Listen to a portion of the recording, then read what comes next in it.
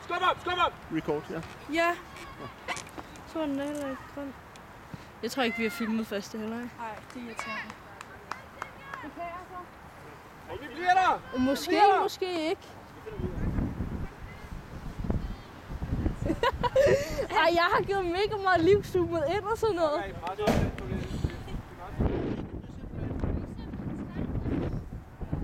Jo, den har talt minutter ned. Den har talt minutter ned. Men det var da vi stoppede på den, så lige pludselig så... Det er fint. Nu filmer den. Jeg menes ikke, at der var det der ude på siden. Nej, det der, hvor den talte, hvor mange minutter vi har filmet. Det der står sådan der. Det der derude. Du kan se det.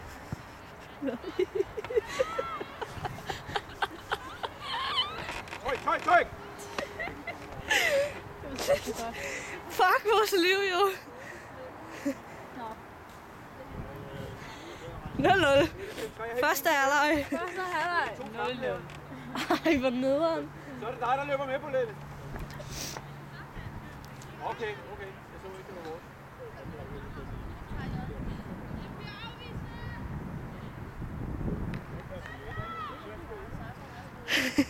Det er så typisk.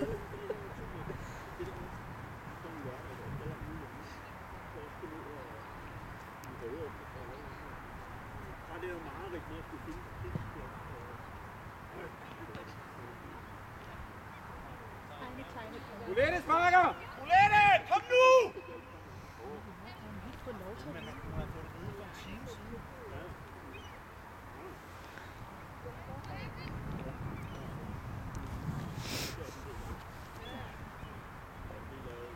Hvor er det nu, han stikker? Jamen, det er det ikke.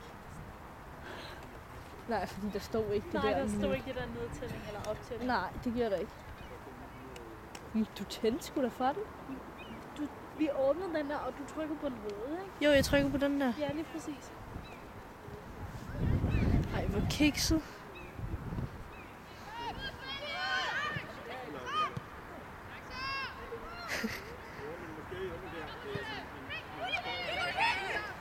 Færdig! En vej!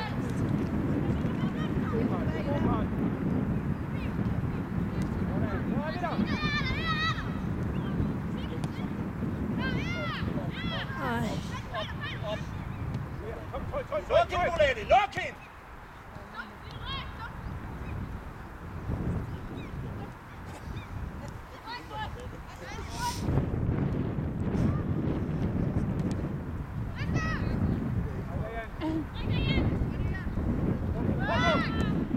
Fint drejer.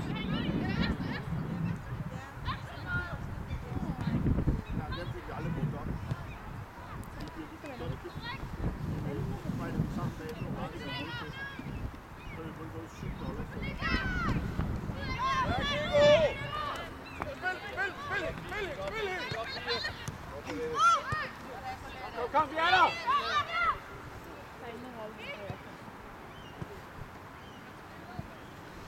Resten, Lærke, kom nu! Lige nok der.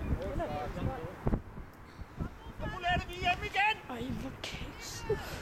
Lad os nu lige spille den tank tidligere. 2010, ikke? Op, drejer! Den op! Nå, jeg var bare bange for, at han ville blive sur, men han er ikke blevet sur, jo. Ej, hvor kikset. Hvad? Walls, fordi vi ikke havde filmet. Ej, hvor kikset. Ej, det må vel have sket før, må det ikke? Jeg troede faktisk, at jeg havde sat det i gang. Tak vel. Kom, tryk op! Ind i feltet, drejer!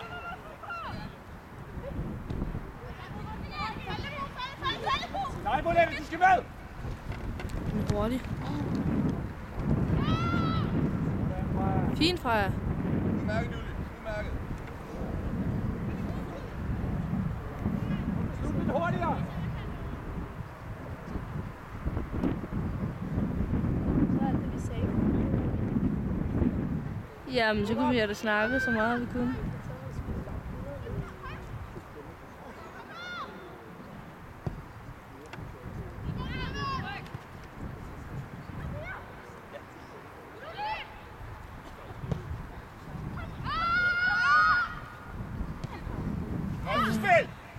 Emilie! Lige op! Godt, Drejer. Nej, lidt længere ude!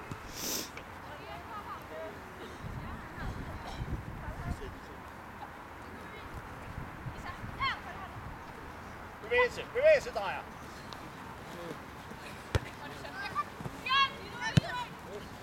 Det er tæt, man kan ikke sådan der filme så hurtigt, danske. Lige følge gule kort med på sådan en.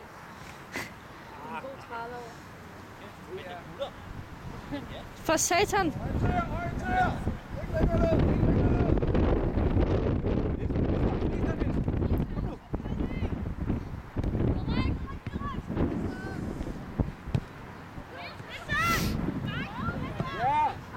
Kom igen.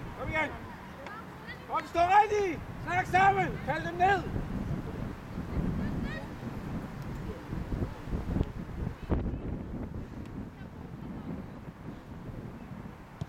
Ind og centrere, Bolette. Og vend så lige så høj markering der, så skal du ind og centrere og tage den ene. Så vil du gerne filme lige om lidt? Okay, vi gør det lige, når bolden er ude. Udskiftning!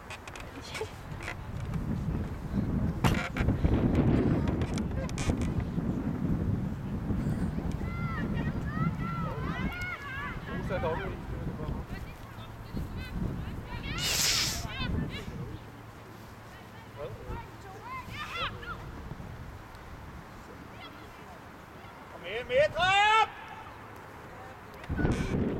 Jeg drejer helt ud. Nej, lad være gå! Udmærket! Drejer! Lad være kig! Du havde set hende! Sådan, Freja!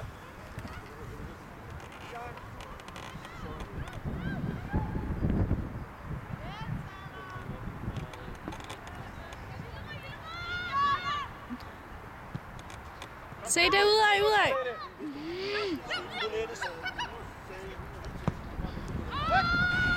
Godt, Freja. Nøj til Freja! Den skal komme her.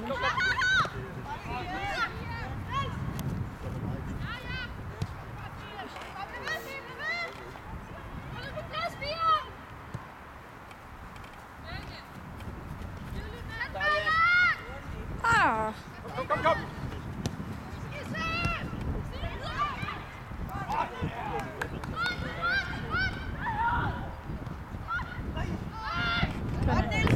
Kom, Silke! Mette, kom med ind og tryk på!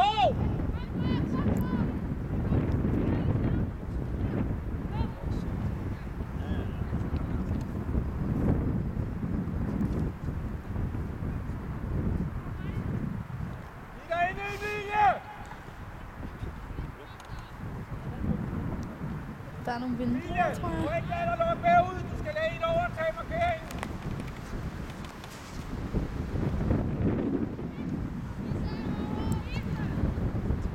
Kom med på den. Kom ud!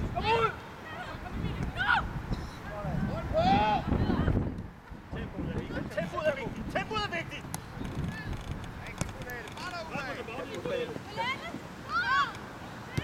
Godt, Dan. Det er Bolette! Og spil.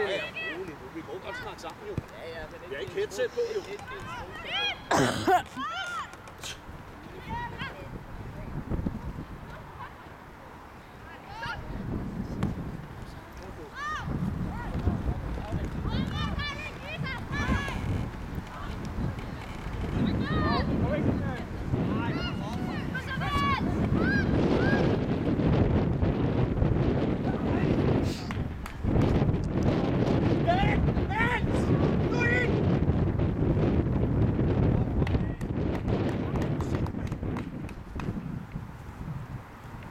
Hvad nappede du lige derovre?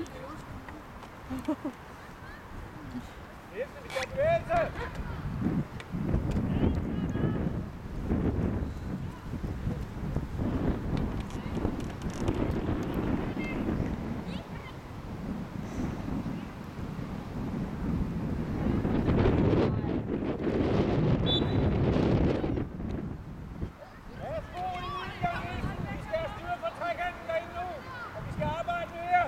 Stop,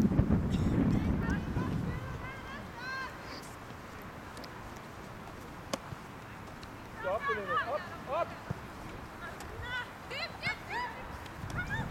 Bolette. Du bruger alt for mange træk. Lige herinde til dig, Bolette. Tempo!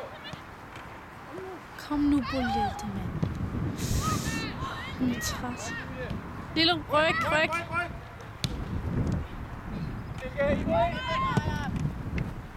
Jeg kan ikke se en skid. Hårdt på. Tøj.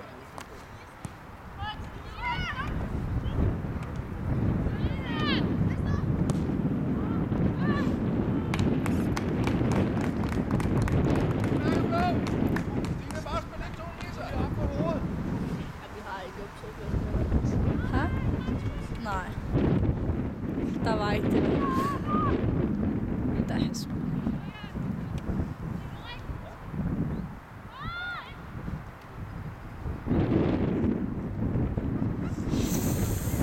Freja, kom nu. Hun tøver alt for meget.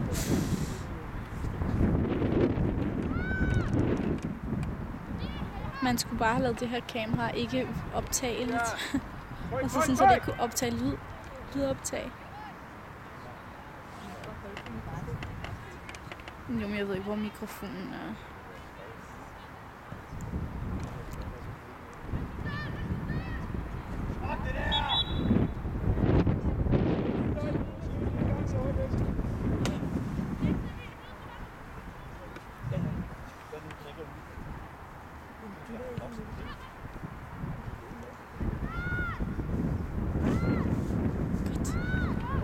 Find rum.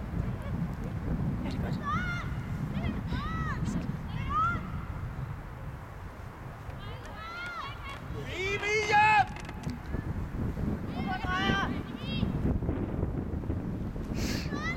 Se på spillet rigtigt, Drejer.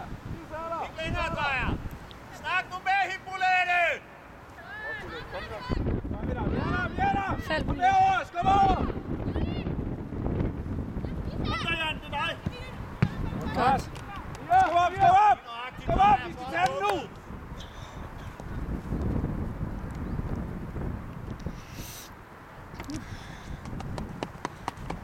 Sammen med Emilie og...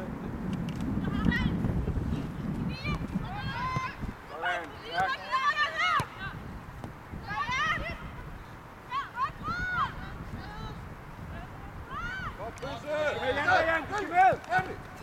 Godt.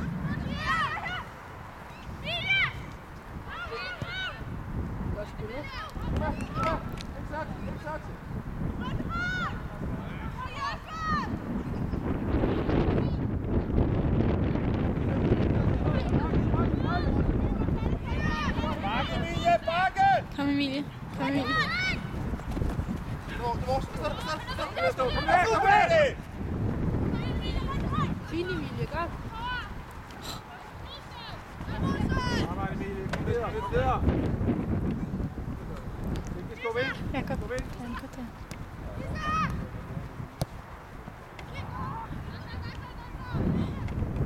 Kom igen, Lisa. Kom igen.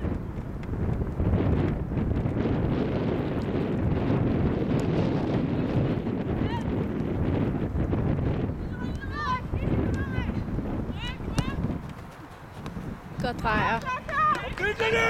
Nu! Sådan. Godt, Silke. Nej, det er ærgerligt. Og jeg filmede det ikke. Ej, hvad er det? Broen 5 minutter! Og Thomsen 5 minutter! Jeg tror bare, jeg skal holde hernede i stedet for, så jeg ikke kommer til at ramme zoom ind. Freja, den er der. Bolette, kom. Kom.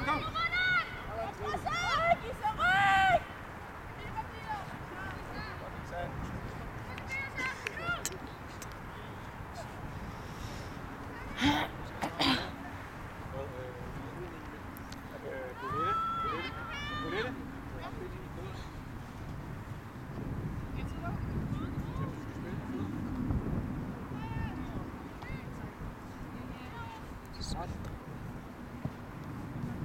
er lidt længere ned, så du har en derinde.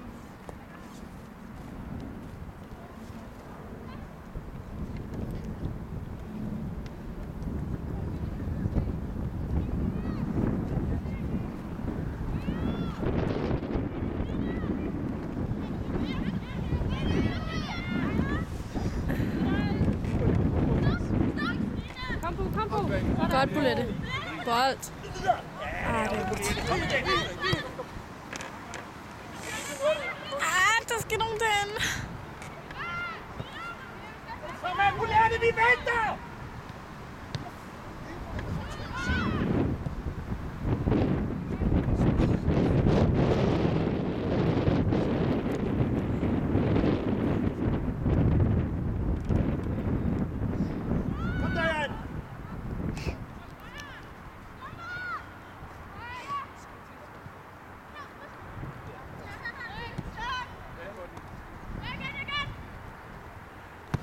Godt, Nielsen. Kom, dreng, kom, dreng.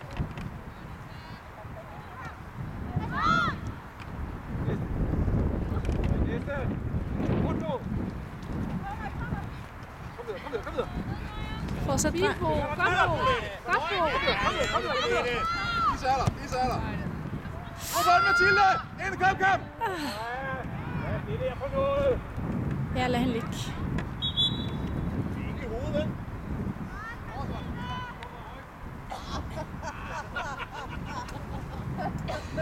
Det var en god joke. Det var skub i ryggen. Ja.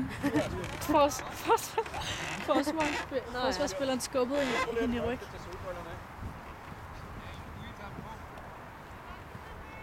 Hvad bliver der nødt til at diskutere engang? Der er ikke så meget sol lige nu. Bitchy.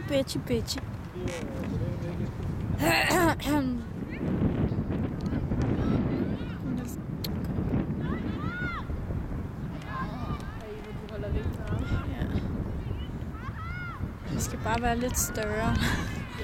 Vi er ikke så store.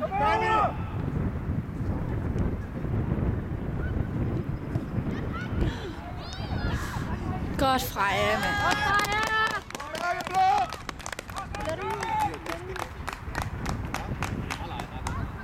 Kom Emilie, kom ind. Emilie ud af skylden, kom.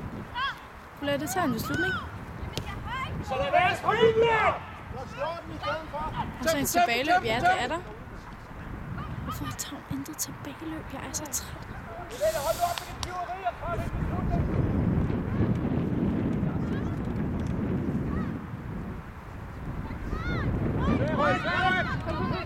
Nej, det var jo ikke. Kom nu, vel. Efter bliver ved med at lave løbet, ikke også?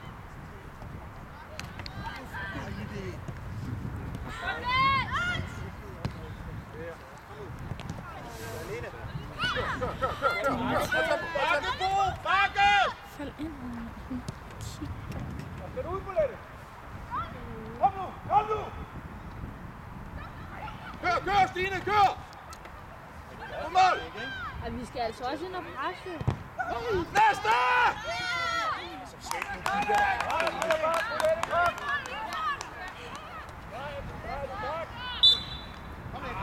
Kom igen, forfra, kom! Væk, ud og tage det, lad os skubbe opad. Skubbe opad. Bolette, længere op. Kom, helt op. Kom, Bolette, du kan køre med hende. Hvor er du, Mathilde?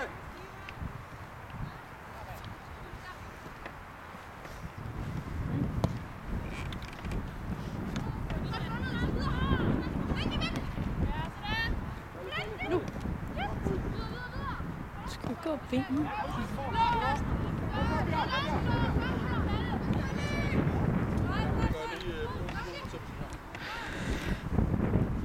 Lige op, Bolette, drejer hende. Temsen. Væk på siden, Bolette. Skub op, drejer. Skub hende op. Ole!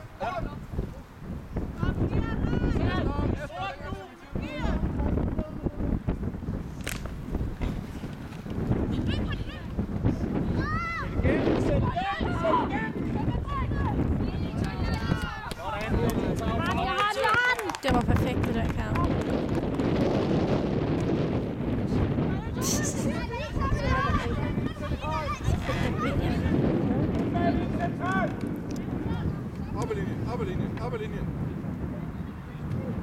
Følg en drejer. Ja. Ryk dig, Jan. Ryk dig. Antal dig, Jan. Kom til din egen. Jeg hører dig, Vens. Godt, Dian. Følg med på midten, følg med på midten.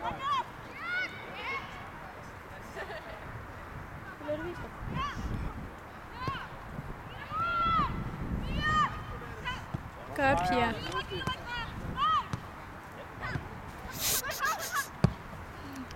Kom igen. Lige er der. Skub over. Lidt ind ad på lidt. Hey, omstilling. Kom ned og få det. Nico er med over. Nico er der. Stop op, Nico.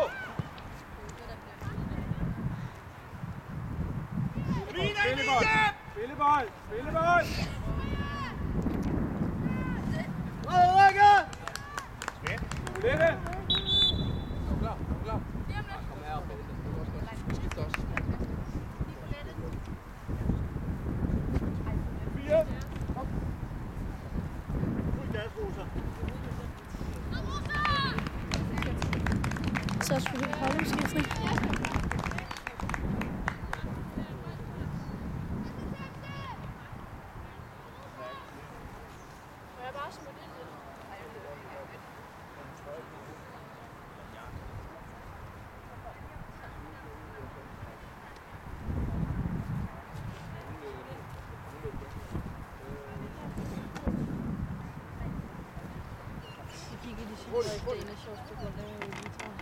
Vent. Nej, de kiggede på hendes forbinding.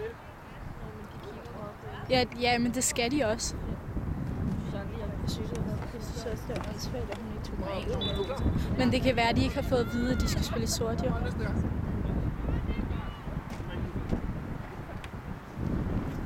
Eller et hjørne, eller hvad?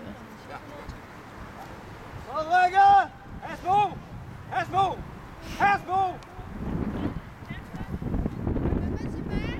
Frederikke! Hasbo tilbage. Ja, Isa, kom. Tømsen, frem med dig. Brun her, Brun, kom ind. Hvad? Nej, det tror jeg ikke. Brun i midten. Husk til højre til venstre. Hvad mærke har de?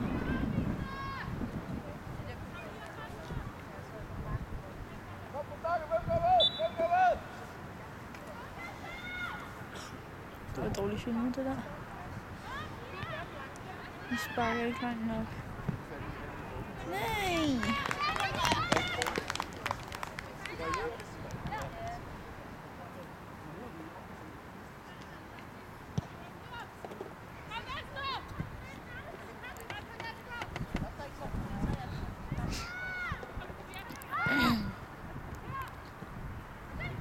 Hvad så?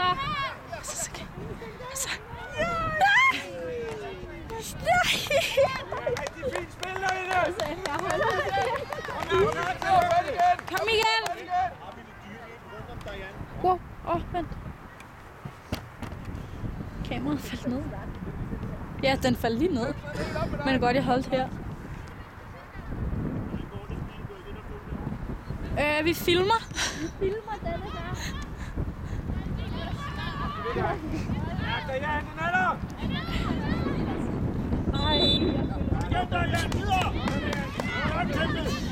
Jeg føler også dum. Hey, kom, så er der 4 der, mand.